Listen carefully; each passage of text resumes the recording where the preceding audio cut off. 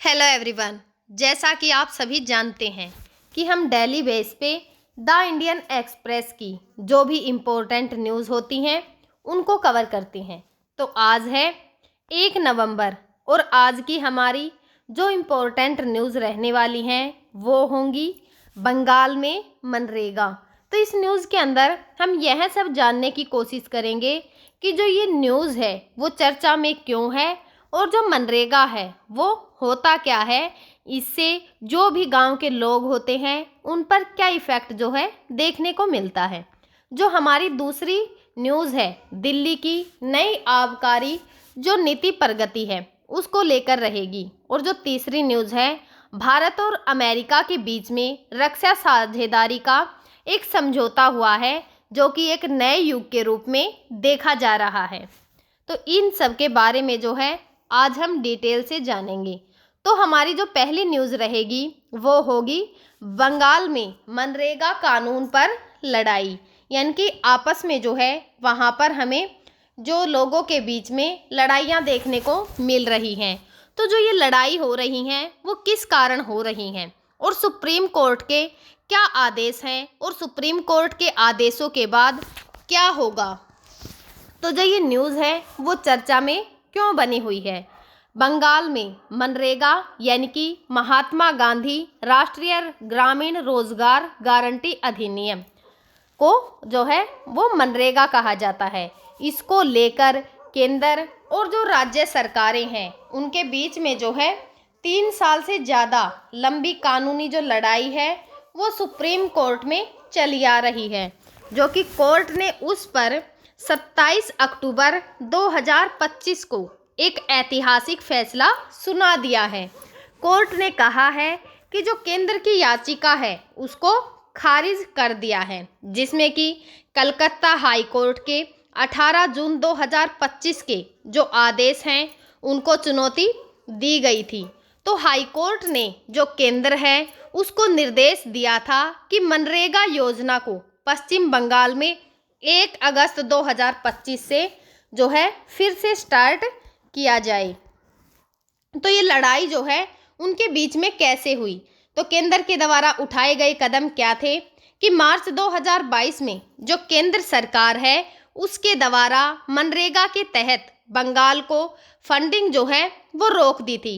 यानी कि जो बंगाल में फंडिंग दी जाती थी मनरेगा के तहत उसको केंद्र सरकार ने रोक दिया था। उसका क्या कारण था, तो जो योजना है उसमें कथित भ्रष्टाचार जैसे जो फर्जी जॉब कार्ड हैं, गोस्ट वर्कर्स हैं या फिर गलत वेतन का जो वितरण है उसके कारण ऐसा कदम उठाया गया था।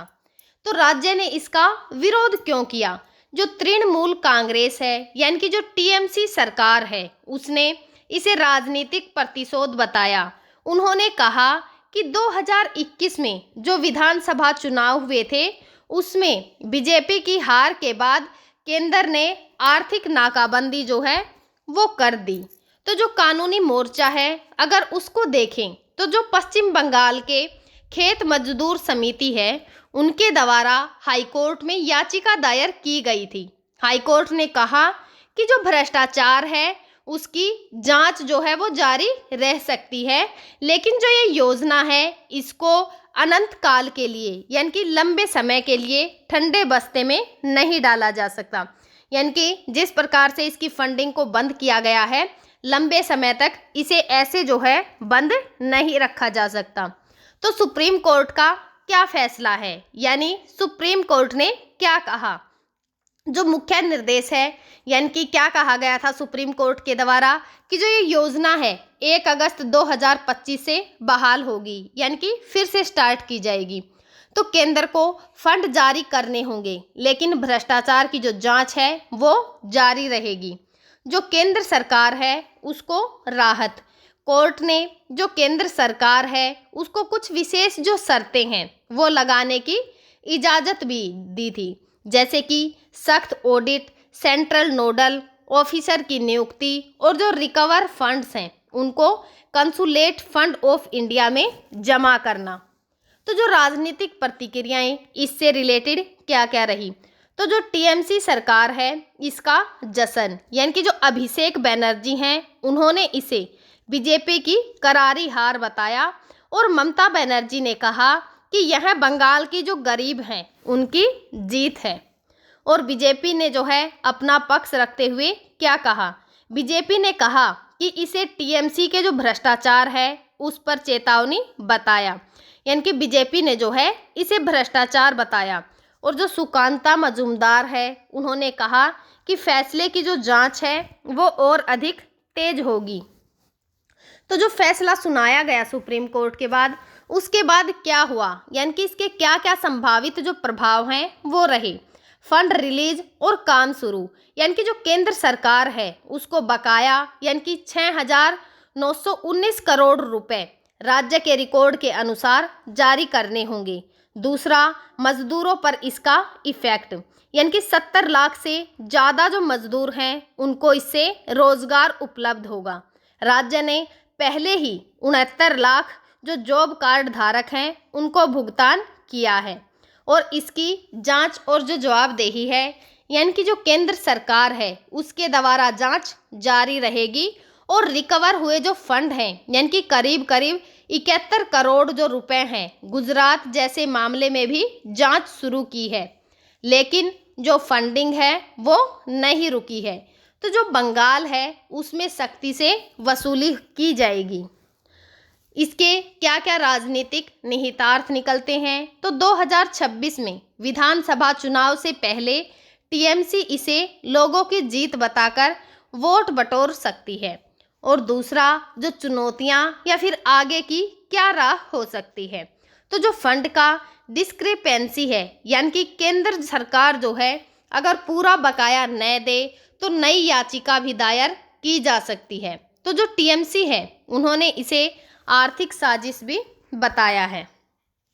तो इसका जो कार्यान्वयन है, यानी कि किस प्रकार से जो है इसके कार्यान्वयन किया जाता है, तो जो सेंट्रल कंट्रोल है उससे राज्य की स्वायत्ता कम होगी। क्या टीएमसी इस पे सहमत हो जाएगी? तो विशेषज्ञों का कहना है कि यह जो सरकारी संघवाद है उसको मजबूत बनाएगा, लेकिन राजनीतिक तनाव जो है उसको और अधिक बढ़ा सकता है।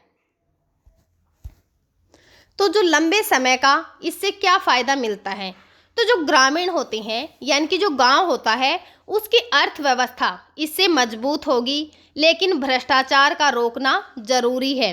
क्योंकि क्या होता है कि गांव में जो है किसी का ही कार्ड लगा के उनको जो है काम कोई और ही करता है या फिर काम होता ही नहीं। तो इस प्रकार से जो है वो भ्रष्टाचार होता है, उसको रोकना भी ज़रूरी है। जैसे जो अन्य राज्य हैं, जैसे कि यूपी है, यूपी के अंदर 1.38 करोड़ जो जॉब कार्ड हैं वो काटे गए हैं। तो इसकी तुलना में बंगाल के अंदर 33 लाख जो हैं वो डिलीट किए गए हैं, यानी कि काटे गए हैं। तो जो सुधार है उसकी गुंजाइश बनी हुई है। तो जो ये फैसला है कि सिर्फ मनरेगा का नहीं बल्कि जो संघ का ढांचा है उसका भी है। जो केंद्र सरकार है उसकी मनमानी पर लगाम लग जाएगी, लेकिन टीएमसी को पारदर्शिता दिखानी होगी। बंगाल के जो गरीब हैं उनके लिए यह राहत है, लेकिन असली परीक्षा कार्यान्वयन में की जाएगी। तो इस न्यूज़ से रिलेटेड हमारे जो PYQ हैं उनको देखते हैं। 2011 के अंदर आया हुआ यह क्वेश्चन है कि निम्नलिखित में से कौन जो है महात्मा गांधी राष्ट्रीय ग्रामीण रोजगार गारंटी अधिनियम के लाभ के पात्र हैं? ए, केवल अनुसूचित जाति और जो अनुसूचित जनजातियां हैं उनके घरों के वयस्क सदस्य, यानी कि अनुसूचित जाति और जो जनजाति हैं उनके घर में जो बड़े व्यक्ति होते हैं वो। दूसरा, गरीबी रेखा के नीचे यानी कि जो BPL परिवार हैं उनके घरों के बड़े सदस्य। तीसरा, सभी पिछड़े समुदायों के घरों के वयस्क सदस्य। चौथा है किसी भी घर के वयस्क सदस्य। तो हमारा आंसर होगा D कि मनरेगा के अंदर किसी भी घर के जो बड़े सदस्य हैं वो शामिल हो सकते हैं। जो नेक्स्ट क्वेश्चन है वो 2012 जो है उसमें आया हुआ है कि महात्मा गांधी राष्ट्रीय ग्रामीण रोजगार गारंटी अधिनियम यानी कि मनरेगा, इसके संदर्भ में निम्नलिखित कथनों पर विचार कीजिए। एक, जो ये योजना है ग्रामीण क्षेत्रों में कम से कम मजदूरी पर 100 दिनों का रोजगार प्रदान करती है। दूसरा, यदि 15 दिन के भीतर कार्य उपलब्ध न कराया जाए तो बेरोजगारी भत्ता दिया जाता है। तो ग्राम सभा के जो कार्य हैं उनकी सूची को यह मंजूरी देती है। तो कौन से कथन जो है इसमें से सही हैं? केवल 1 और 2, बी केवल 2 और 3, सी केवल 1 और 3, डी 1, 2 और 3। तो हमारा आंसर होगा डी 1, 2 और 3 यानी कि तीनों। जो हमारा नेक्स्ट क्वेश्चन है वो 2015 का है कि मनरेगा के अंतर्गत निम्नलिखित में से कौन सा कार्य प्राथमिकता वाला है? ए, जल संरक्षण और सिंचाई, बी, सड़क निर्माण, सी, ग्रामीण आवास, डी, उपरोक्त सभी। तो हमारा आंसर होगा डी, उपरोक्त सभी। 2018 का क्वेश्चन है अगला, क्या है कि मनरेगा के संदर्भ में जो सोशल ऑडिट है वो क्या होता है? ए, योजना के जो कार्य हैं उनकी ग्रामीण द्वारा जांच, बी, सरकारी ऑडिट, सी, वित्तीय लेखा परीक्षा, डी, कोई नहीं। तो हमारा आंसर होगा ए, योजना के कार्यों की ग्रामीणों द्वारा जांच।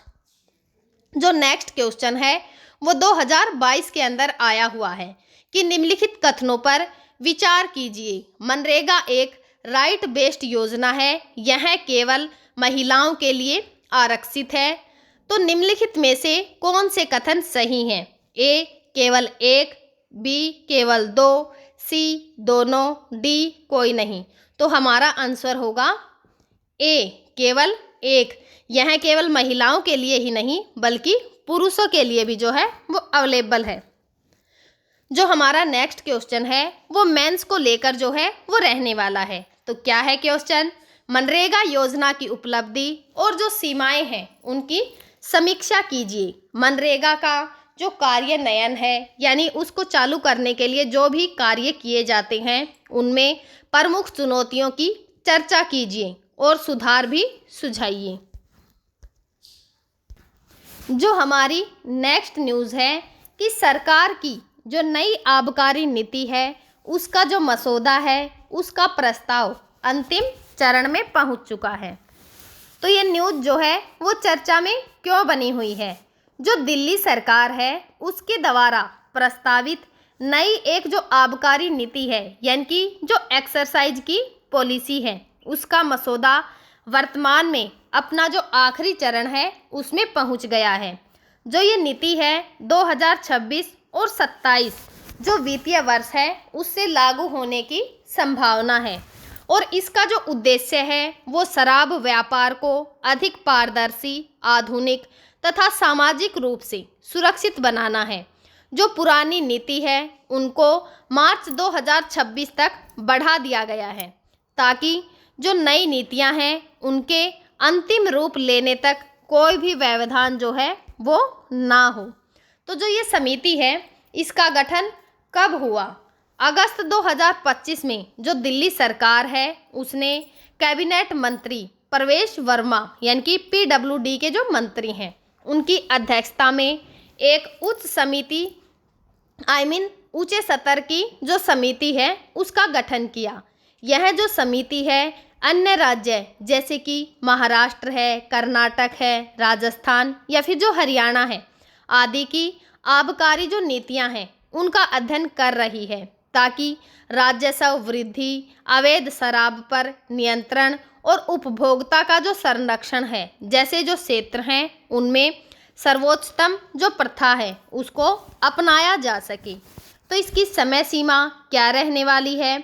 जून 2025 में जो मुख्य सचिव हैं धर्मेंद्र कुमार उनकी अगुवाई वाली जो समिति है उसको 30 जून तक मसौदा तैयार करने का निर्देश दिया गया था। हालांकि फिर इसका जो विस्तार है उसके कारण यह अक्टूबर 2025 का जो अंत है यानी कि अंतिम रूप लेने की कगार पर है।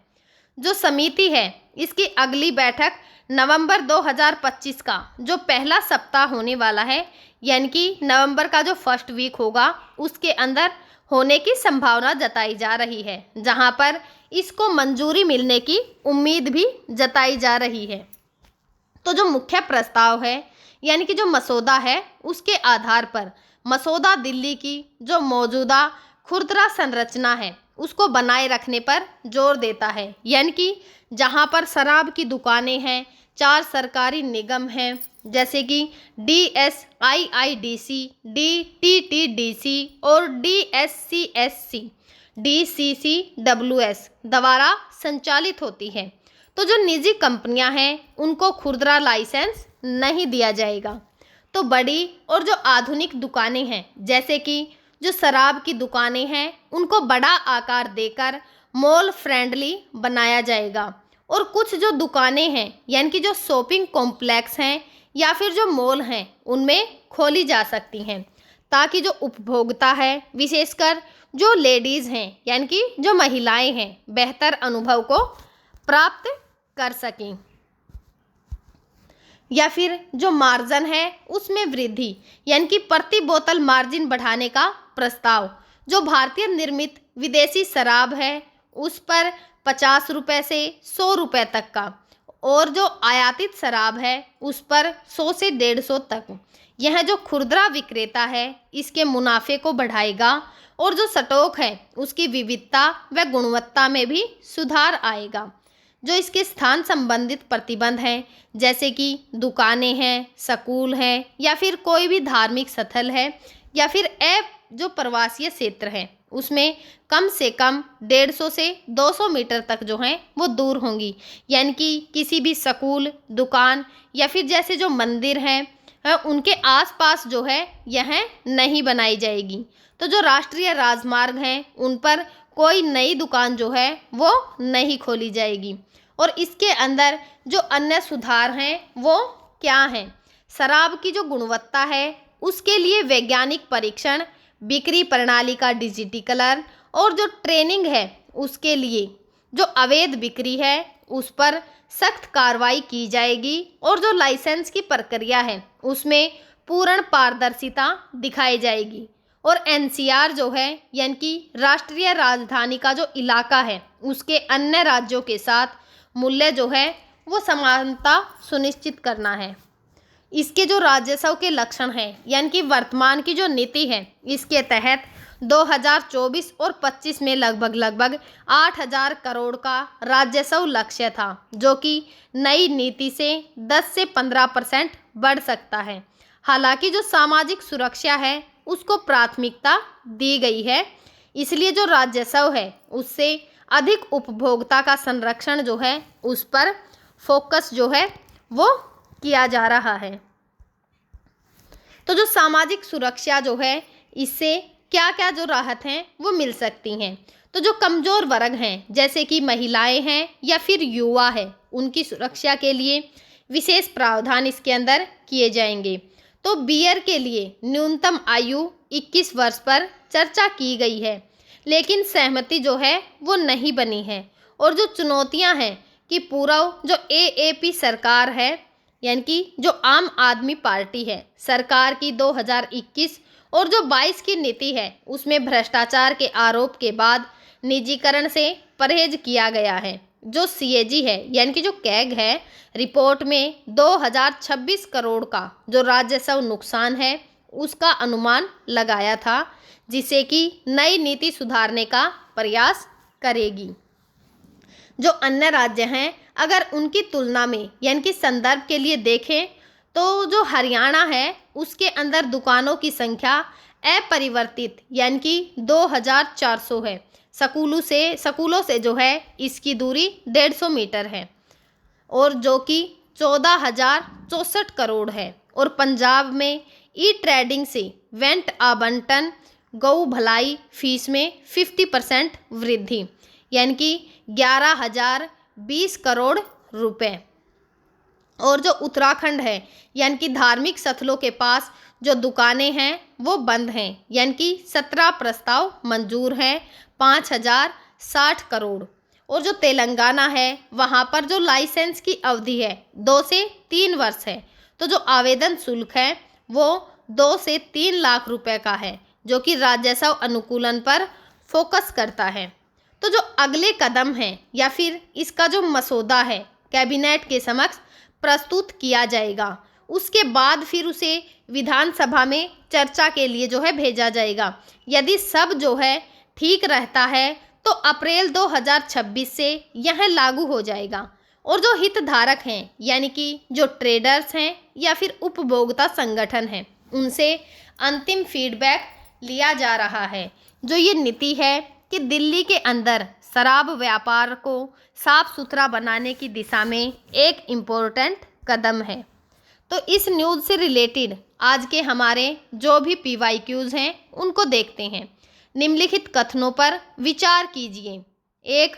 भारत में एक राज्य की विधान परिषद उस राज्य की जो विधानसभा है उसके आकार के आधे से बड़ी हो सकती है। 2. राज्यपाल उस राज्य की जो विधान परिषद है उसके सभापति को नामित करता है। तो उपरोक्त कथनों में से कौन से कथन जो है वो सही हैं? A. केवल 1, B. केवल 2, C. 1 और 2 दोनों, D. न तो 1 और न ही 2। तो हमारा आंसर होगा D, न तो 1 और न ही 2, दोनों में से कोई नहीं। तो जो हमारा नेक्स्ट क्वेश्चन है कि भारत का जो संविधान है उसके संदर्भ में निम्नलिखित युग्मों पर विचार कीजिए। राज्य सूची के अंतर्गत कृषि, वन, आबाकारी यानी कि जो शराब है उस पर कर, उपरोक्त में से कौन से जो हैं सही सम्मिलित हैं? यानी कि केवल 1 और 2, B. केवल 2 और 3, C. केवल 1 और 3, D. 1, 2 और 3। तो हमारा आंसर होगा D, 1, 2 और 3, यानी कि तीनों ही जो हैं वो सही सम्मिलित हैं। भारत का जो संविधान है उसमें राज्य के जो नीति निर्देशक सिद्धांत हैं उनमें से कौन सा सिद्धांत शराब की खपत पर प्रतिबंध लगाने को प्रोत्साहित करता है? A. अनुच्छेद 39, B. अनुच्छेद 47, C. अनुच्छेद 48A, D. अनुच्छेद 49। तो हमारा आंसर होगा B, अनुच्छेद 47। जो हमारा नेक्स्ट क्वेश्चन है वो मेंस को लेकर रहने वाला है कि भारत के अंदर शराब का नियमन से जुड़ी हुई जो भी चुनौतियां हैं उनका मूल्यांकन कीजिए। राज्य, राजस्व और जो सार्वजनिक स्वास्थ्य है उसके बीच में संतुलन कैसे बनाए जाएं। जो हमारी नेक्स्ट न्यूज़ है वो जो है जो कुआलालंपुर में समझौता हुआ है यानी कि जो हस्ताक्षर किए गए हैं भारत और अमेरिका के बीच में, उन्होंने 10 वर्षीय रक्षा साझेदारी ढांचे पर मोहर लगाई है यानी कि समझौता किया है, जो कि रणनीतिक अभिसरण का संकेत जो है वो दे रहा है। तो 1 नवंबर 2025 को यानी कि आज भारत और अमेरिका के बीच में रक्षा संबंधों में एक इम्पोर्टेंट मील का पत्थर साबित होते हुए जो दोनों देश हैं यानी कि भारत और जो अमेरिका हैं उन्होंने जो US हैं उन्होंने 10 वर्षीय जो रक्षा ढांचा है उस पर हस्ताक्षर कर दिए हैं। तो यह जो समझौता है जिसे कि framework for the US India major defence partnership नाम दिया गया है, जो कि कुआलालंपुर जो कि मलेशिया की राजधानी है उसमें आयोजित 12वां जो आसियान रक्षा मंत्रियों की बैठक हुई है उस प्लस में यानी कि ADMM प्लस के जो साइड स्लाइड हैं उन पर 31 अक्टूबर 2025 को यानी कि कल के दिन जो है हस्ताक्षर किए गए थे। तो जो भारत के रक्षा मंत्री हैं राजनाथ सिंह और अमेरिकी जो युद्ध सचिव हैं यानी कि सेक्रेटरी ऑफ वॉर पिट्स हेगसेथ ने इस पर दस्तखत जो हैं यानी कि हस्ताक्षर किए हैं। यह जो ढांचा है 2025 से 2035 तक दोनों देशों के बीच में जो सैन्य सहयोग हैं उसको दिशा प्रदान करेगा, जो कि पहले 2015 में हस्ताक्षरित ढांचे का विस्तार करेगा। तो जो ये समझौता है इसकी क्या पृष्ठभूमि रही है या फिर क्या महत्व है। तो जो ये ढांचा है भारत और अमेरिका के जो रक्षा के संबंध है उनको एक नई ऊंचाई प्रदान करता है, जो कि पहले से ही मजबूत है। 2005 के अंदर शुरू हुआ था यह, और पहले जो 10 वर्ष का ढांचा है उसके बाद यह तीसरा नवीनीकरण है। यानी कि जो राजनाथ सिंह हैं उन्होंने पूरा ट्विटर पर एक पोस्ट करते हुए कहा है कि यह हमारी बढ़ती हुई जो रणनीतिक अभिसरण है उसका संकेत देती है और एक नई दशक की साझेदारी की शुरुआत भी करेगा। जो रक्षा मंत्री हैं जो रक्षा है वो हमारी द्विपक्षीय संबंधों का एक प्रमुख स्तंभ जो है वो बना रहेगा। वहीं जो हैगसेथ हैं उन्होंने इसे क्षेत्रीय जो स्थिरता है उसका प्रतिरोधकता का कोर बताया है, जो कि दोनों देशों के बीच में समन्वय और जो सूचना का साझा करने और प्रौद्योगिकी का जो सहयोग है उसको मजबूत करना करेगा। तो जो ये समझौता हुआ है तब आया है जब भारत और जो अमेरिका है उन दोनों के बीच में जो व्यापारिक तनाव है, यानी कि जो अमेरिका के राष्ट्रपति हैं डोनाल्ड ट्रंप, उनके द्वारा भारत पर जो टैरिफ लगाए जा रहे हैं उनके बीच में आया है, जो कि इस समय पर जो अमेरिकी टैरिफ का चरम है वो चरम सीमा पर था। लेकिन रक्षा क्षेत्र में जो सहयोग है उसको प्राथमिकता फिर भी दी गई है, इन सब के चलते रहने के बावजूद भी। जो इंडो पैसिफिक का एरिया है उसमें चीन का जो बढ़ता हुआ प्रभाव है उसके खिलाफ यह एक सामरिक कदम है, जहां पर भारत और जो अमेरिका है फ्री ओपन एंड जो रूल्स बेस्ड की व्यवस्था है उसको सुनिश्चित करने के लिए प्रतिबंध है। जो विशेषज्ञ हैं उनके अनुसार जो एक क्वाड है, यानी कि भारत, अमेरिका, जापान और ऑस्ट्रेलिया, और जो I2U2 जैसे जो गठबंधन है उनको यह मजबूत करेगा। तो इसके क्या क्या प्रमुख प्रावधान हैं, जैसे कि संयुक्त अभ्यास और परस्पर जो संचालन है उसकी क्षमता, मालाबार जैसा जो नौसैनिक अभ्यास है उसका विस्तार, साथ में ही भूमि, वायु, समुद्र, अंतरिक्ष और जो साइबर डोमेन है उसके अंदर सहयोग, जो प्रौद्योगिकी है उसके अंदर हस्तांतरण और संयुक्त जो उत्पादन है, यानी कि उन्नत सैन्य जो प्रौद्योगिकी है उसका साझा विकास, जैसे कि F414 जो इंजन है उसका हिंदुस्तान एरोनॉटिक्स लिमिटेड जो HAL है और जो GE एरोस्पेस के बीच में संयुक्त उत्पादन है। यह भारत की जो आत्मनिर्भर भारत की पहल है उसको बढ़ावा देगा।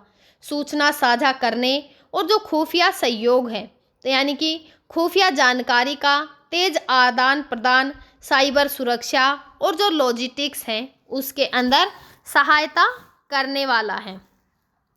तो जो रक्षा व्यापार का सुगमीकरण है, यानी कि हथियार की खरीद की जो प्रक्रिया है उसको सरल बनाना, जिसमें कि आगे के आने वाले जो दशक हैं उनमें $50 अरब से अधिक का जो द्विपक्षीय रक्षा व्यापार है वो संभावित हो सके।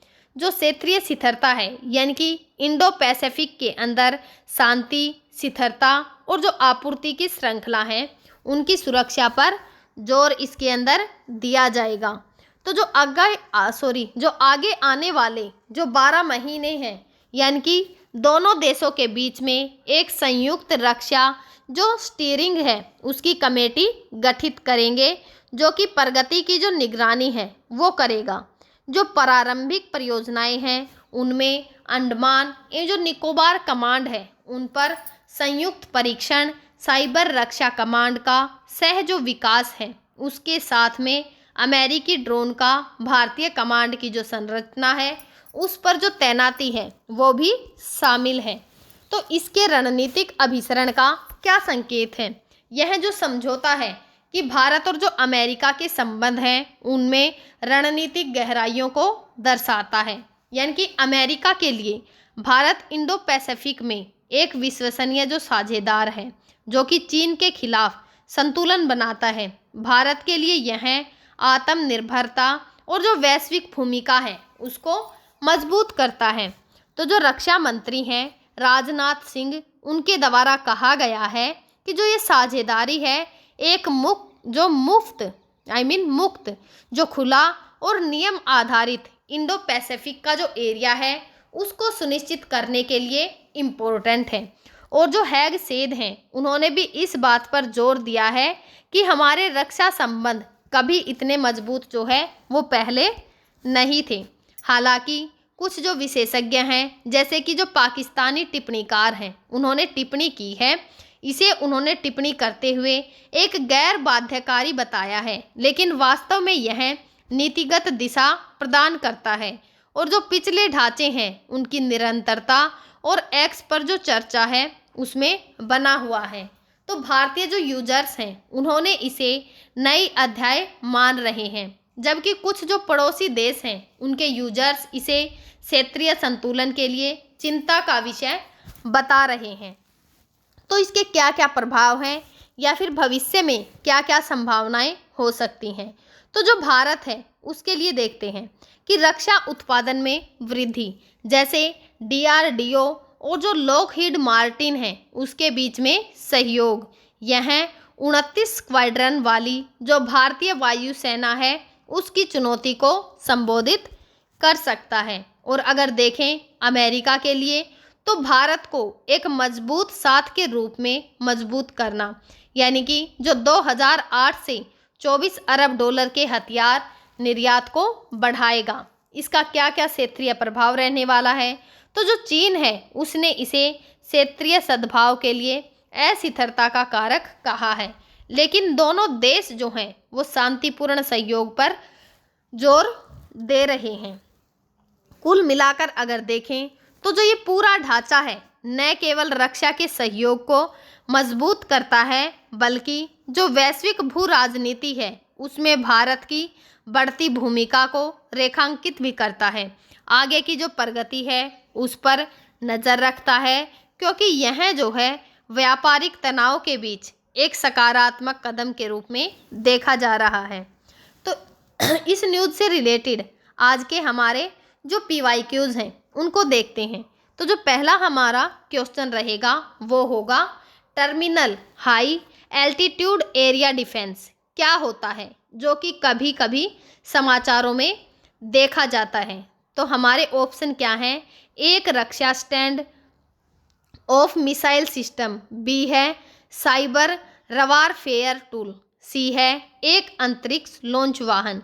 तो हमारा आंसर होगा ए, एक रक्षा स्टैंड ऑफ मिसाइल सिस्टम, यानी कि यह जो है एक अमेरिकी जो मिसाइल रक्षा प्रणाली है जो कि भारत और जो अमेरिका के रक्षा सहयोग है उनके संदर्भ में प्रासंगिक है। जो हमारा दूसरा क्वेश्चन है कि निम्नलिखित में से कौन सा क्वाड की पहल से संबंधित नहीं है। A, Indo Pacific partnership for maritime domain awareness, दूसरा है Quad critical mineral initiative, c है बेल्ट एंड रोड इनिशिएटिव यानी कि BRI। तो हमारा आंसर होगा सी, बेल्ट एंड रोड इनिशिएटिव। जो हमारा नेक्स्ट क्वेश्चन है कि भारत अमेरिका रक्षा साझेदार के तहत हाल ही में हस्तांतरित 10 वर्षीय जो ढांचा है उसका मुख्य उद्देश्य क्या रहने वाला है। जो दूसरा क्वेश्चन है मेंस का, विभिन्न जो रक्षा समझौते हैं उन पर हस्ताक्षर करने से भारत और जो अमेरिका है उसको क्षेत्रीय और जो वैश्विक पर्यावरण है उसको आकार देने की बेहतर स्थिति में लाया जाएगा। हाल ही में हस्ताक्षरित जो BECA है उसके प्रकाश में आलोचनात्मक विश्लेषण कीजिए। तो हम जो है आगे भी आप सभी के साथ इसी प्रकार से जो करंट की इम्पोर्टेंट न्यूज़ होंगी उनको शेयर करते रहेंगे, जो कि हमारे एग्ज़ाम के पॉइंट ऑफ व्यू से भी बहुत ही ज़रूरी है। तो थैंक यू।